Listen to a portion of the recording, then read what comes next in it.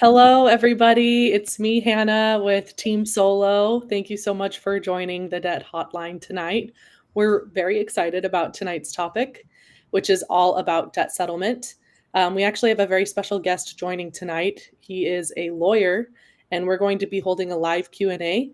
Tonight, we've got Jonathan Yong, who is a part of the Guardian Litigation Group, and we're really to have him explain a little bit about debt settlement. As an expert in the debt settlement space, Jonathan's got a lot of experience and he can kind of explain the whole process and tell us more about how it works. I see that we've got some people joining live, so thank you everyone for watching.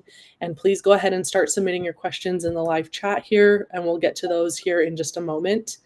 But before we really jumped into all those topics, I wanted to take a minute to properly introduce our guest, Jonathan Yong, again. Jonathan is a senior partner at Guardian Litigation Group, which is dedicated to defending and empowering consumers in debt-related legal matters. He's a graduate of Trinity Law School, and he excelled in moot court, co-authored The Laws of Korea, which is a legal textbook, and earned recognition in alternative dispute resolution through Pepperdine Law School. After founding a successful law firm himself and serving as Trinity's youngest law professor, Jonathan continued his commitment to public service as a director of the Orange County Korean American Bar Association and as an advisor to the city of Irvine. His firsthand experience as corporate counsel in financial services inspired him to join Guardian Litigation Group to help protect the rights of vulnerable consumers nationwide. So again, we're really excited to welcome Jonathan Yong here to the Debt Hotline. Jonathan, could you take a moment to just say hello, introduce yourself, and fill in any gaps that I might have missed? Yeah, hi, nice to meet you. Thank you for having me. It's so nice to be here. Just one little point of clarification on the Laws of Korea. That book was so well written by many different people. I was a contributor. I am not a co-author. There are many attorneys that are very prestigious that have contributed to that, and it was an honor to be part of that project, but I can't take that kind of credit. But yes, thank you for having me.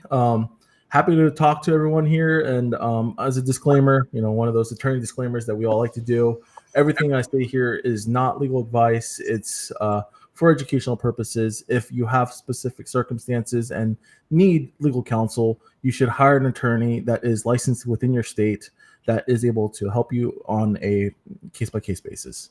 Yes. Otherwise, yeah. Thank you so much for clarifying, Jonathan. Yes, even though Jonathan is an attorney with lots of experience in this topic, he's not your attorney. So anything we say during this podcast episode is not legal advice, but rather educational information and resources. So, that being said, we are very excited to jump into some questions about debt settlement. Jonathan, can you tell us a little bit about Guardian Litigation Group and what the group does and how long you've been working there? Yeah, so I've been working at Guardian Litigation Group pretty much from the inception. I wasn't part of the firm when it was first created, but I did help the managing partner now, Jonathan Greenway, to create the firm. It was kind of his brainchild, but it was really cool to be part of it.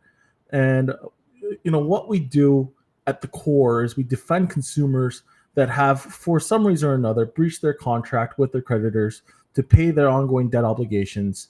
And we resolve that by either settling debt or representing them in court vigorously to get cases dismissed. And it ranges from there to different, collateral services that could be related to anything having to do with consumer debt. Awesome. So can you tell us maybe, I don't know if you have any recent success stories. I know obviously you can't share names, but can you tell us maybe what like a typical case looks like at Guardian Litigation Group and how you guys go about helping people resolve their debts? Sure. For us, a lot of the consumers that we work with are already in debt and have fallen behind on their credit card payments. That's kind of a lot of the clientele that have come to us for help. So when I say success, for us, success is being able to come to a resolution with the opposing counsel or with the collector, the main creditor, to get some kind of a settlement in place. A lot of the times, it is for a lot less than what a consumer would owe. Sometimes it could be for the full balance. It could be for different rates. But for us, being able to settle that case and getting people on the way to, financial health is the success for us. Um, I can't quote specific cases, but I've gotten cases where I've had completely thrown out full, $30,000 debt loads that have been sued and been able to win. I have also been able to get settlements, different varying ranges. Very cool. So it sounds like you've even been a part of cases where the debt's been forgiven entirely. Well, I wouldn't say forgiven. I would say that we were able to get the case dismissed due to our vigorous defense. Oh, okay. So you were able to get the case dismissed. Yeah, we were able to win due to legal opposing counsel not meeting their burden of proof. Gotcha. Okay, yeah. Well, we'd love to break, or I guess, dive a little deeper into what all that means. I've got a list of questions prepared that I wanted to ask you to kind of tap into your expertise, Jonathan, and learn more about the debt settlement process from a legal perspective. Hoping you could share your insights. The first question I have for you is, how does negotiating a settlement work? And I know it sounds like you especially help with like defense. So what does it look like on the defensive side for an attorney to help someone represent themselves in a debt collection case, whether it's through settlement or getting the case dismissed? Sure. Well, so it depends. There's consumers that we're helping that have not had a lawsuit filed against them, but they've already defaulted and not been paying. And then there are those circumstances when a consumer that has received a summons and has received a lawsuit, right? But in both cases, what we're trying to do is we're trying to reach out to the creditor. And in the United States, when you've defaulted on a debt, the great thing is we've gotten rid of debtor prison, right? So most people, when I first talk to a client, they're always like, "Am I going to jail?" I'm like, "No, you're not going to jail. Don't worry about that. You're not going to jail. This is just a money thing." So the worst that they can do is collect money from you, which is, it sounds terrible, but it's not as bad as going to jail, right? So in the United States, I don't know the exact circumstance or statistics, but I always tell people a majority of cases settle, like probably somewhere north of 95% of cases settle. For me personally, in general practice, not just including consumer debt, I would say I've settled almost every case before going to trial. And of course, having consumer debt, I've had to go to trial and defend consumers, but that is not the normal case in the United States. Most people want to settle. So that means that you had some sort of a contract that was in place, and we've come to an accord and satisfaction, meaning just a new agreement and a new arrangement. And that can be for a longer period of time to pay than you originally would have. It could be for a reduction of the amount of principal and interest that's owed. It could be for a lesser amount than that. It could be to have a new agreement with new interests tied to it. So that's kind of the gist of it. Very cool. So it sounds like there are different ways that you can settle a debt. You mentioned you could kind of stretch out the period of time that they originally required for you to pay back the debt so that you can get on a new payment plan that works with you and your current financial situation. Or you can come to an agreement to pay off the debt, but at a lesser amount and knocking off some of the interest that was involved as Right. as the debt, as part Right. of the debt.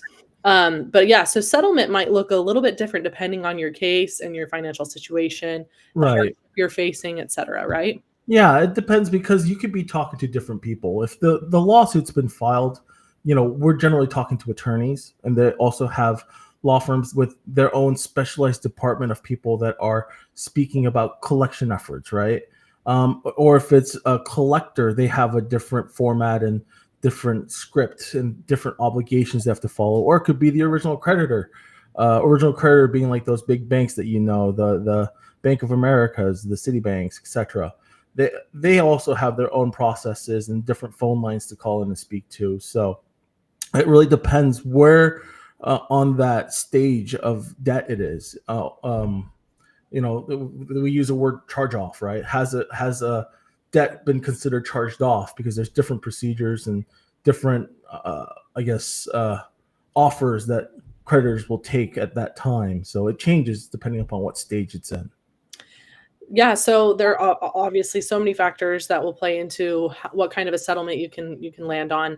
In your experience, is it easier to work with creditors or debt collectors or debt buyers? What's it like for you?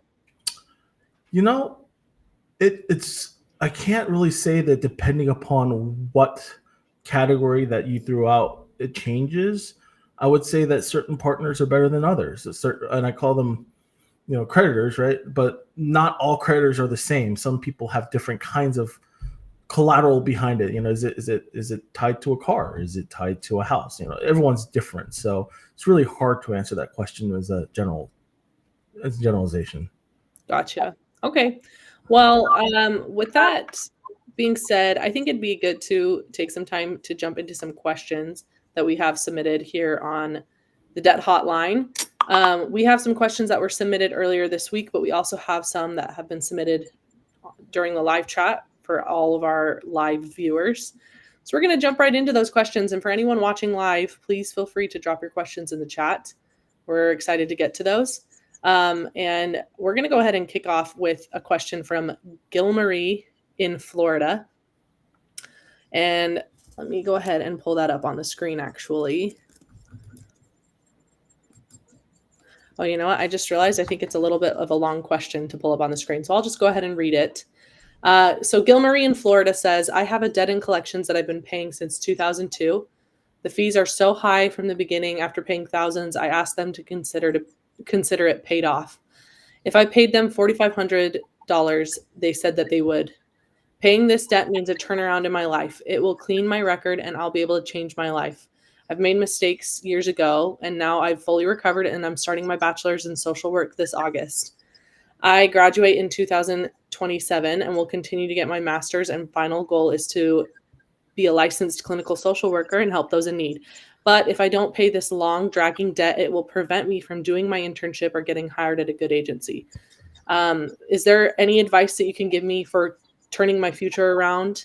And I'm currently a college student, so what advice would you give me for trying to settle this debt if I don't have a job that I can really afford to pay it off? God bless you and thank you. Any thoughts on that? Wow. Yeah. So a lot to think about there. I'm not exactly sure who this creditor is or who's collecting at this moment, so I can't really say exact, I guess, what I would exactly do. But in general, the first thing you want to do is make sure that the person you're speaking to is the owner of the debt that you have, because you could be paying someone that's claiming to owe the debt and they could not owe them the debt at all, and it could be going to someone that's not applying against balances you owe. And so I would say the first step is make sure that you get some kind of proof to make sure that this is a debt that you owe. And so the usual way this happens is they will send you a letter saying that you owe the debt, and you say, I need you to validate that you owe this debt. I owe this debt, and that you are the owner of this debt, and I can resolve this by talking to you. The second thing is, it seems like they had a conversation with the collector, and it seems that that was kind of what they were holding their promise to. And I say, that's just not useful if you were to end up at a later time having to prove that you had paid off the debt or you had paid off the obligation that you'd have agreed to. So you need to go and you need to get that in writing. You need to receive, some settlement offer that will say, what the effect of paying a certain dollar amount will be. Will it be fully settled? Will it be considered to be, applied to the balance? Is the rest forgiven?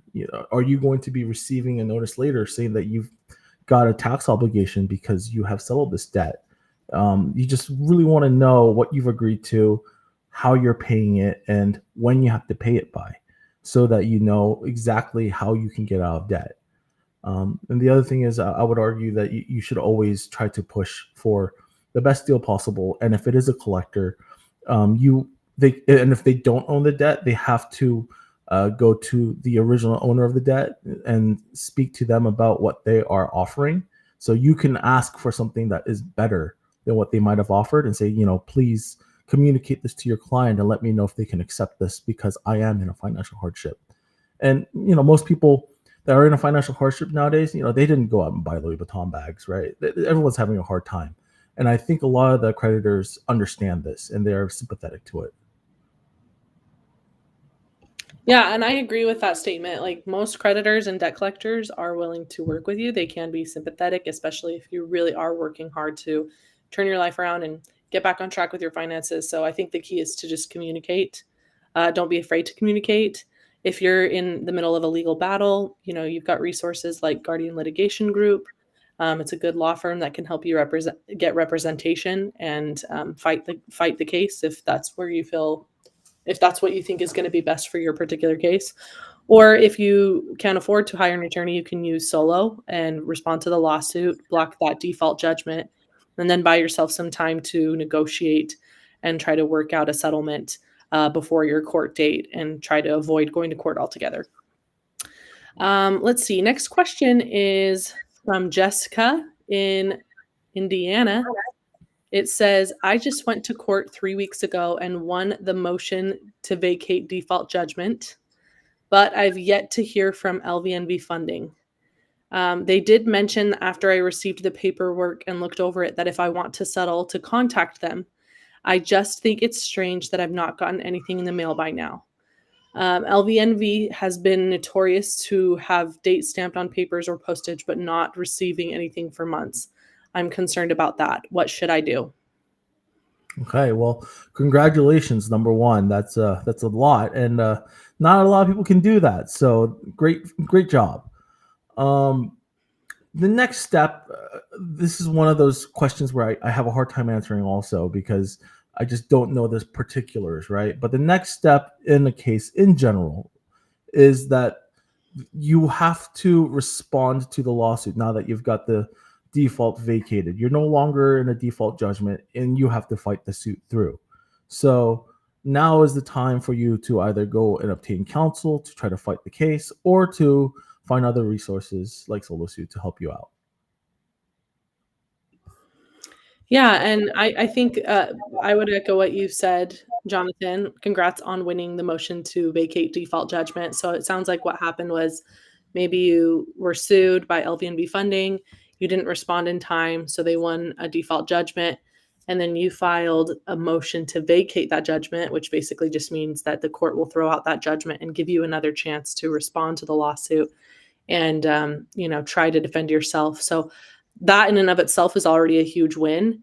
It could be because it's just kind of making that legal process a little bit more difficult for LVNB funding, and they might be in a position to work with you better to try to avoid more court time, more having to allocate more resources to this case. I think LVNB funding is willing to negotiate with you, but the key is to just communicate with them. And you'll probably want to contact the opposing lawyer directly if that's what you're trying to do. And if you're trying to settle it outside of court, you can also use tools like Jonathan said, you can go to solosuit.com. We have a tool called Solo Settle, and you can use that to negotiate with debt collectors like LVNV funding and try to settle outside of the court system and do the whole process digitally. So check us out on solosuit.com. I'm going to go ahead and drop a link here in the chat as well for anyone who's interested. Here it is. Yeah, so check us out. Let's see. Next question. This one is from Edson in New York. It says, if I settle an alleged debt from a debt collector, how can I request or negotiate a removal of the derogatory remark on my credit report? Ooh, okay. So I do not do credit repair. So I am not the person to answer that question. In general, if you are speaking to them and you have paid off the debt, they have to do something to report something. I have other attorneys at the firm here that can help you with that if you wanted to speak to us, but I personally am not the one to speak about that topic. Okay, but it sounds like it is possible as part of your settlement, maybe to get in the agreement that once the debt is paid, they'll remove any negative marks on your credit report. Would you agree with that, Jonathan? Generally? Yes. Guardian doesn't do credit repair, to be clear, but there might be someone else that knows better. I personally don't know exactly how to respond to that question. Yeah, I think in my experience, Edson, I would say, and again, I'm not an attorney, but just from what I've heard from lots of stories and speaking with thousands of people in similar situations, if you're trying to get something removed from your credit report, just make sure that it's in your settlement agreement. Make sure that it gets documented. Make sure everything gets documented. Make sure you have paperwork to prove every conversation and every settlement agreement that you came to, and be sure to get that signed as well. And if you've been sued, file it in the case to make sure the court has record of it and you don't have any legal issues that arise in the future. All right, let's see. Next question is from Patricia in Minnesota. This one says, I'm being sued for a payday loan that was bought out by a collection company. The original debt was $1,700. Now it's up to $2,500. The court date is in 1 month. Can I still settle out of court before my court date? Any thoughts on that, Jonathan? The answer is yes. You can always settle. So, yeah, reach out and start talking. That's the best way to do it at this point. So I want to ask you a little bit further, Jonathan. You said you can always settle. So even if someone's already been sued, they're pretty far into the legal process, you still think it's a possibility to negotiate? You can settle even after a judgment's been entered, actually. So Really? we've been in situations where our clients received the judgment against them, and we've reached out and spoken to the creditor, and we've been able to get a new settlement even after, because again, they want to work with you. They do, because it's easier for them to work with you than it is for them to go through the process of garnishment and all of that. And of course, you were their customer at some time, so they have to care about you somewhat. Yeah, and I think that's really useful to know that you can still settle even after a judgment's been entered. What are some certain, I guess, situations that you think would make creditors more likely to accept a settlement once a judgment has already been entered in the case? What are some factors that might make them a little bit more lenient about that kind of stuff?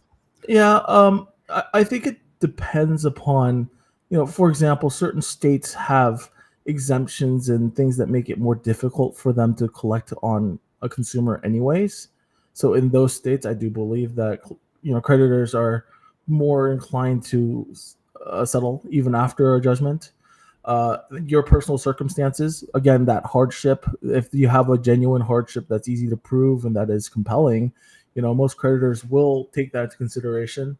The other things that can happen is that you could receive funds in a way that makes it difficult for them to collect, and it could be also that in general it's just more cost effective for them to settle that way. So that is another reason they can do it.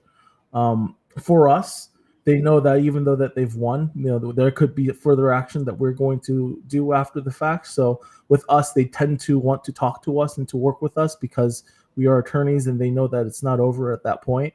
So they do want to work with us afterwards. So it's kind of a generalization, but that's what's been in my experience. That's so nice to know, though, that I think when people hear there's a judgment in their case, they think all hope is lost.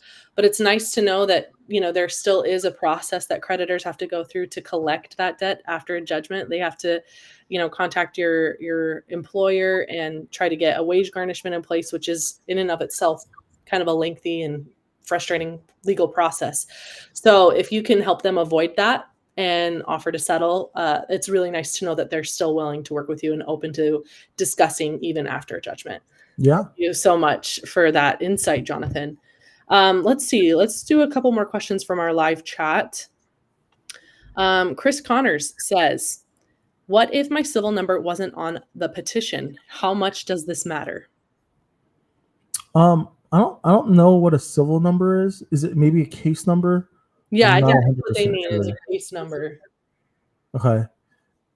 And petition, I'm assuming your petition that you're putting in. Usually, court clerks will kick that back if you're not meticulous about that. So that could affect your case. It's easy to correct, and you can usually do another filing. But I would try to make sure that that is correct on your petitions if you are the one that is putting a petition in. What if the petition was from the lawyer and there's no case number on it? And Chris is the consumer being sued. Sure. That would mean that you would have to go, if you're trying to respond at least, you would have to go and try to find that number. You can probably contact the lawyer directly and ask them what that number is. They'll tell you. They usually will. And if not, you can go to the courthouse or you can call the court clerk and try to get it from them. In some states, it's even available online. I would add to that you can also use SoloSuit as a resource. We've got blog posts on our website for that will help you navigate finding your case number in any state. So if you want to check that out, I'm going to go ahead and drop another link in the chat right here. All right. We've got another live question. This one's from B. It says, if I'm shopping debt consolidation versus debt settlement, which would you recommend if I just want to be out of debt ASAP? Okay. Well, if you want to just be out ASAP, I would say debt settlement is the way to go because you are settling for less than what you owe and you're not continuing to accrue interest. When you're doing a debt consolidation, you will receive a new loan, right? That's continuing to accrue interest. At least that's what I think you mean by debt consolidation. It could be different things, but when there's an interest rate and there is compounding interest, if you can look at your balance sheet and it'll tell you on your balance, it'll tell you when they give it to you, like how many years it'll take you to pay off if you just make the minimum payment. Usually more than 20 years. So yeah, debt settlement, you'll be out between 12 to 60 months. I kind of agree. I think that debt settlement in most cases can be the best case scenario because you're kind of settling things faster. You're not, in most cases for debt settlement, you're also settling on the interest that's involved. So instead of having to pay off way more in the long run, you can settle now and save yourself a lot of money. So I agree with you, Jonathan. I think settlement is in a lot of cases the best case scenario. I would also say, as a resource for anyone who's being sued, if you're looking for legal representation or legal help to settle your debt, you can check out Guardian Litigation Group. I'm going to go ahead and drop a link to the website here in the chat again. And that website, has resources as well to help you understand the process and what to expect. But again, if you're being sued, especially for higher debts, like $10,000 or more, it might be in your best interest to look into legal representation. You also have other options if you can't afford an attorney, like Solo. I'm going to drop the link in the chat again for anyone interested in learning about Solo and what we do. We can help you represent yourself in court and settle your debt on your own. It's kind of like a DIY tool that digitizes the whole process. So check out these resources and just know that in many cases, debt settlement might be your best bet. All right. I think we've got time for maybe one more question. Is that all right with you, Jonathan? Please. Okay. So this one is from A. Smith. Actually, do you mind if we do two more questions? They're pretty quick questions. Sure. Okay. This one is from A. Smith.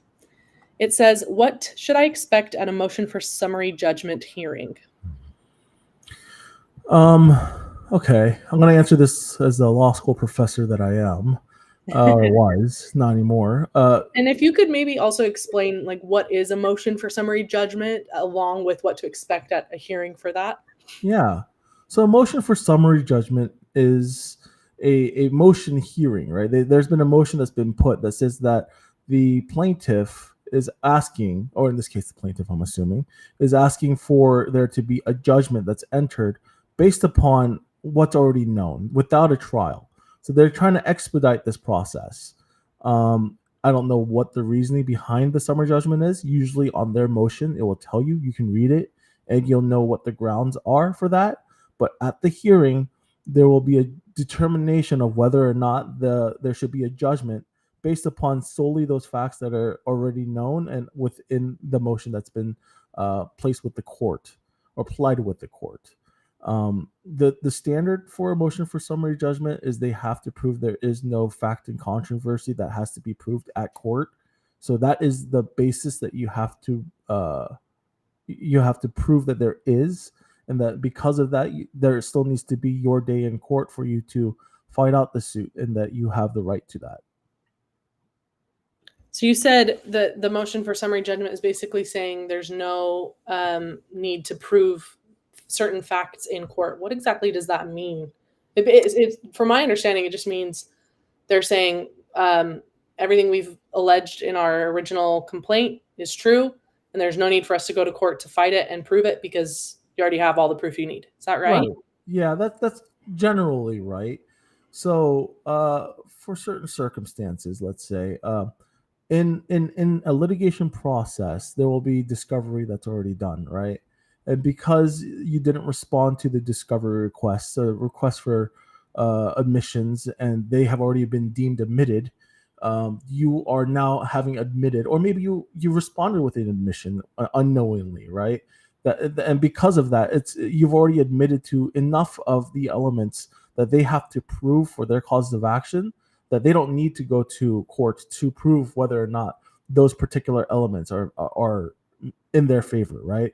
So they don't have to meet that preponderance of an evidence standard anymore. So now they can take those facts, and with those facts alone, they now deserve to receive a judgment in their favor. Perfect. Well, thank you for that explanation. I think it was very law professory, so easy to understand for some of us who maybe aren't super legal experts. But thank you so much. We've got one more question I think we'll go over, and then we'll call it a night. Last question is from Jeff Sapphire. It says, I was sued by a law firm representing Discover. I filed the answer myself. The plaintiff offered a 40% reduction, but hasn't responded with proof of amount. Do they have to respond before the court date, which is August 1st? So I would say no. They don't have to prove the amount. What is 40%? I guess that amount doesn't have to be shown or proven, but they do have to tell you what it is, the amount that they are alleging that you do owe. So if they don't give you that number, that is more problematic. What kind of proof do they have to show to prove that someone actually owes that amount? Well, I mean, that's a larger question. I mean, there's so many things that they can use to prove. They can use accounts stated showing the different balances that you spent, and they're not going to go through the owner's task of going one by one on your balance, your statements, going over which particular charge that you did or didn't spend on, but they'll have certain different proofs. But I think it's a larger question for me to answer than just a quick one. But Okay. if you're asking like chain of title, they can prove that they own the debt. There's different forms that they can show you too.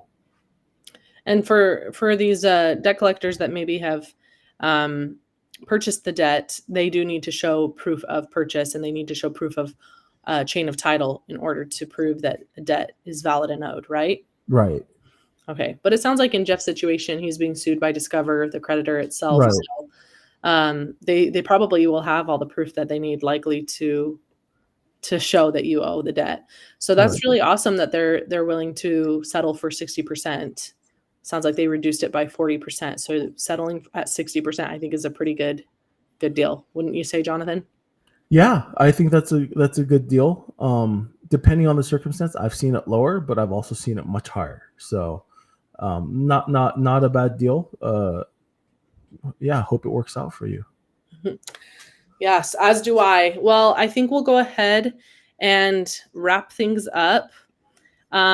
Before we end, I wanted to just say thanks so much to Jonathan Yong for joining as our guest tonight and explaining a little bit about the debt settlement process as a seasoned attorney and, once law professor. We really appreciate you sharing your expertise and answering some of these questions. Any, I guess, final thoughts from you, Jonathan? Final thoughts. That is not something to be embarrassed about. I think that in the United States, it's a natural thing that we all have to some extent. And when it gets out of control, it's more important that you address it and you deal with it than to just kind of put it in the corner and forget about it. When we talked about debt settlement or debt resolution or negotiating your debt or breach of contract defense, all of that, it's the same thing, right? It's to deal with it. And I have a very specific window for most clients when they come to me. It's right before they get to bankruptcy, because you can still pay something, right? And it's not where you can't pay anything because it's just gone out of control, right? So if you come to me earlier than when you are should be in a bankruptcy, right? And if you are, then I'm going to send you there. Then we can go and resolve this, and it'll be a much easier process, and it's something that we can get under control. And there's no reason for you to, be skipping meals or skipping paying things or worrying about the lights to turn off. Like, I don't want that for anyone. So, there are ways to handle things. You're not alone. Give us a call if you need help. We're always here for you. I love that. Do you know the best number to reach someone at Guardian Litigation Group? I don't. It's on our website. It's let me see. Let me see if I can find it. Oh, I've got a number right here on the site. I got it right here too. 1-800-316-3133. So again, can you say that one more time for us if anyone wants to get in contact with Guardian Litigation Group? Yeah, the number is 1-800-316-3133. All right. Well, I guess I'll just take a minute then to wrap up with a few final thoughts. Number one, I second what everything that Jonathan said. You shouldn't be ashamed if you have debt. It's a very normal thing to have debt in the United States, especially. And there are so many resources out there, so many people who are willing to help.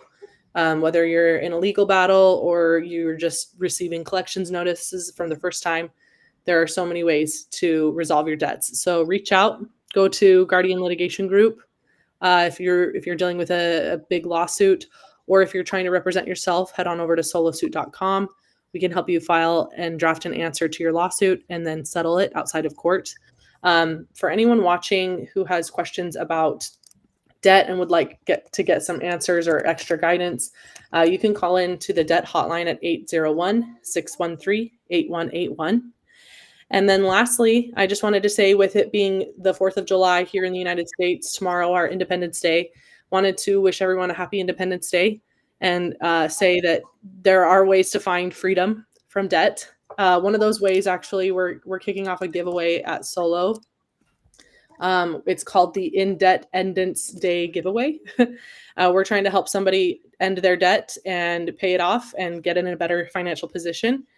So for anyone interested, you can go over to solosuit.com/giveaway and enter to win up to $4,700, which is the average amount that people get sued for at Solo. You can enter daily to increase your chances of winning. And we're going to be giving away a $4,700 cash prize to one person to help them pay off their debt. We'll also be announcing weekly winners every Friday for $500 mini prizes.